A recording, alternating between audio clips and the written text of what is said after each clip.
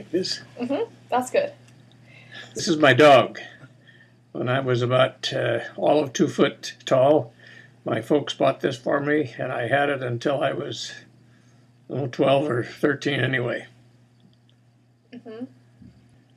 That's a good question. I'm not sure why they bought it for me, because I was pretty young, but they were right, because I really enjoyed it. They bought some other things for me, but they didn't really. They weren't as much fun as what this dog was. I was in love with the dog. Well, it was one of the things that I really liked is when I was really young, and when it came time to, do I really need that anymore? No, not really, but I like it, so I'm going to keep it, and I have for a long, long time. Except that there was still a feeling here that, yeah, you were my pal. You were my doggie. You didn't bark, and you didn't bite, and you were really good. I like it. There's a lot of fond memories about the past and what it was like when I was young. I always had this dog to fall back on. I knew he was there and he would take care of me.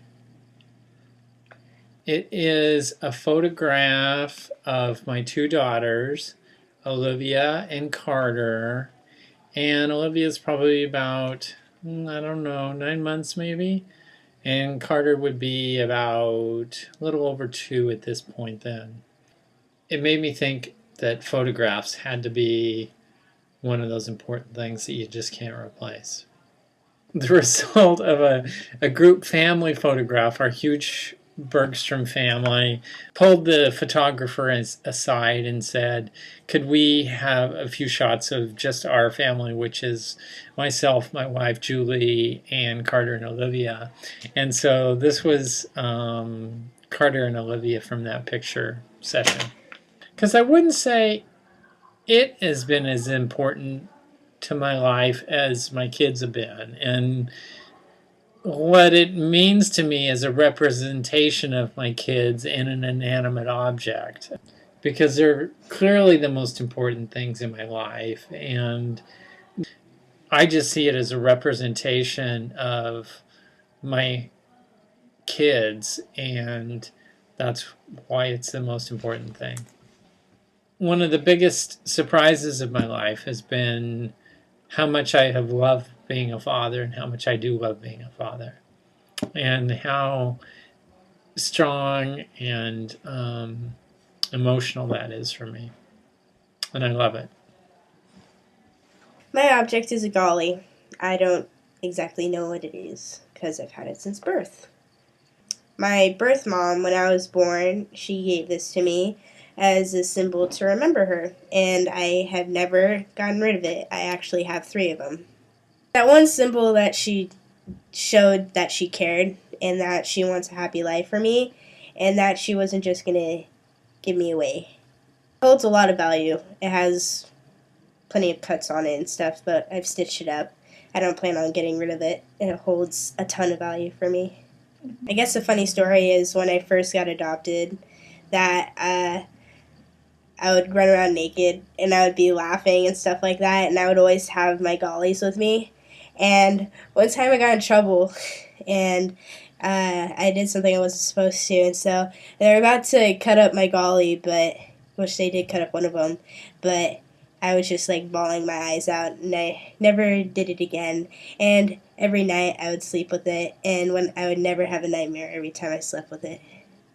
Is part of the Oregonian from November 23rd, 1995.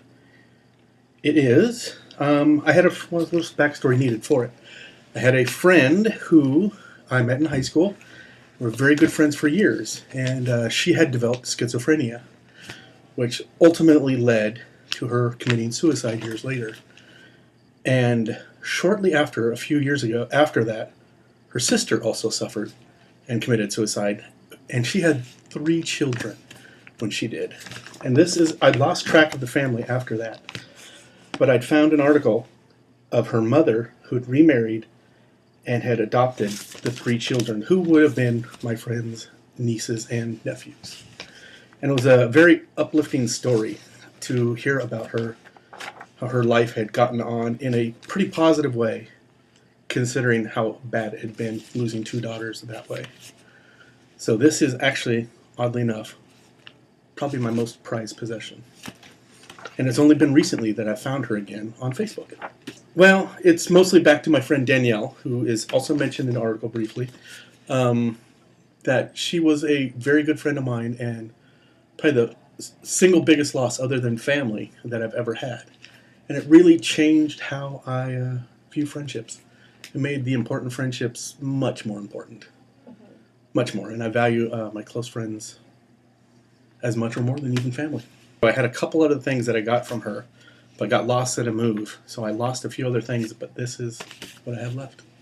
It, in general, even though she had some hard times, it in general brings up good memories I had with her. And they were fantastic. It's a chain with a wooden cross, and it represents a lot of things for me. The cross was given to me on a medical mission trip that I made to Guatemala a few years back, and each of the volunteers was given this wooden cross that was made by the team in Guatemala. I can always touch it during the day, look at it during the day, and it reminds me of the trip and how important that trip was to me. But also it represents more than that. Being a Catholic, the cross is very symbolic of the religion and what we believe in, and so it has a combination of values and importance to me. This is an ultrasound of Shaylee, my daughter. We tried really hard, me and my wife tried really hard to have a child, and this was like a miracle from God. And to see, this is the first time that we got to meet her, and this is when we first got to hear her heartbeat. She was like 13 days old. Her being my first child, she's pretty special, and she's changed my entire world. This is my first.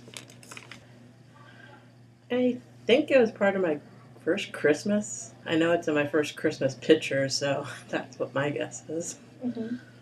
My parents, unfortunately, getting divorced, me having diabetes, me getting married,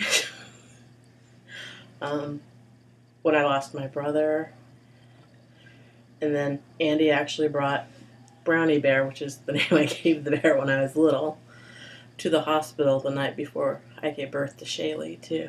So this bear has been through everything, including all my moves all over the country. The outfit that Brownie Bear's in is the outfit that Shaylee came home from the hospital in. So it's been there through thick and thin. Priceless. It's that little bit of your childhood that you bring in. You need at times when you're an adult. You need that security blanket almost. That's there from the get-go.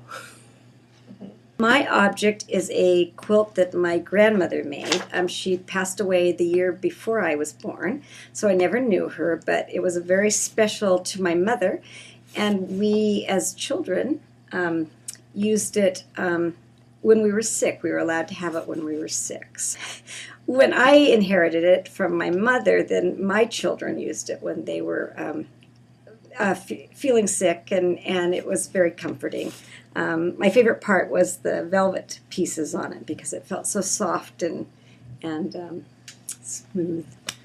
It's been a connection with a grandmother that I never met, but was so special to my mother. She always talked about how her mother was so wonderful and what an incredible person she was.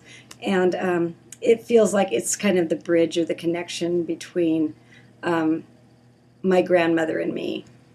And it just feels like it's a piece of my family history, and something that I can pass on then to my children and then on to their children. The key piece that it's gone from generation to generation. I believe my grandmother made this during the Depression, and she took scraps from dresses and things that they had around the house. There were 7 children, and so each of these was either from a dress or a piece of furniture that had been upholstered.